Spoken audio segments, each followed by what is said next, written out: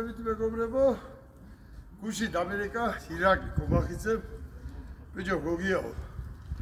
რაც შახაბასის და თემურლენგის საფლავზე ვიყავი. ის მერე სიზმრებმა გადავრიაო.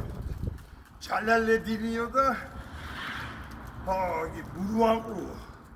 ჩინგისხანი მესიზმროა თავის ჭინკებიანად და მუიგენიანად. ხო და იქნება მიხვიდე ეშმაკის იმასთან, მაგარო მაგასთან. ნაყოფი ეთქობა და შეფიცულია გვაში ადრე ამისთვის.